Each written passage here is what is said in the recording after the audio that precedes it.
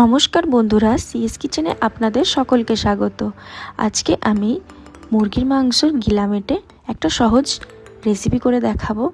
তার আগে আমার চ্যানেলটিকে যারা সাবস্ক্রাইব করেনি তারা সাবস্ক্রাইব করে আমার পাশে থাকবেন। এখানে আমি 500 গ্রামের মতো গিলামেটে নিয়ে নিয়েছি। এবার এইদিকে আমি কড়াতে সরষের তেল গরম করে একটা শুকনো লঙ্কা ফোড়ন দিয়ে দেবো, আর কিছু দেওয়ার দরকার নেই। এরপর কুচিয়ে রাখা পেঁয়াজগুলো আমি এখানে দিয়ে দিলাম। এখানে আমি মিডিয়াম সাইজের 2টো পেঁয়াজ ইউজ করেছি, আপনাদের পরিমাণ মতো আপনারা দেবেন। এর ওপর দিয়ে লবণ দিয়ে দিলাম, আর এখানে চিনি দিয়ে দিলাম। এই চিনিতে কিন্তু মিষ্টি হবে না, কালারটা খুব ভালো আসবে। দিয়ে আমি ভেজে নেব লাল লাল করে। এরপর কুচিয়ে রাখা টমেটোটা আমি এখানে দিয়ে দিলাম, দিয়ে একটু ভালো করে নাড়াচাড়া করে নিতে হবে।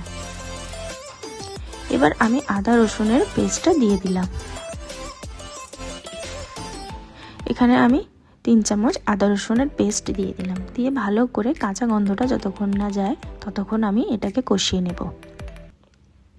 কিছু গুঁড়ো মশলা দিয়ে দেবো, লবণ দিয়ে দিলাম, হলুদ গুঁড়ো দিয়ে দিলাম, লঙ্কার গুঁড়ো দিলাম, আর এখানে দিয়ে দিলাম জিরে গুঁড়ো, আর দিয়ে দিলাম ধনিয়া গুঁড়ো, আর এখানে কিছু পরিমাণে গোলমরিচের গুঁড়ো দিয়ে দিলাম।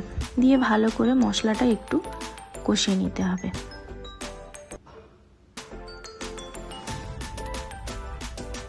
দেখুন তেল ছেড়ে গেছে। এবার আমি গিলামেটাটা দিয়ে দেব, দিয়ে ভালো করে নাড়িয়ে চাড়িয়ে এটা কষিয়ে নেব। দেখুন ধীরে ধীরে এর থেকেই জল বেরোবে। আমি এখানে এক্সট্রা করে কোনো জল ব্যবহার করব না। দেখুন কত জল বেরিয়ে যাচ্ছে।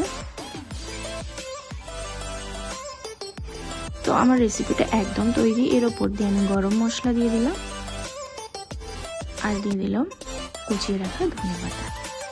দিলেই কিন্তু আমার একদম রেডি গিলামেটের তরকারি বা কষা।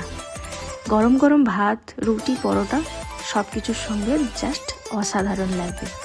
আপনারা ট্রাই করতে পারেন। আর এই রেসিপিটা কেমন লাগলো অবশ্যই আমাকে একটা কমেন্ট করবেন, আর ভালো লাগলে সাবস্ক্রাইব করে পাশে থাকবেন।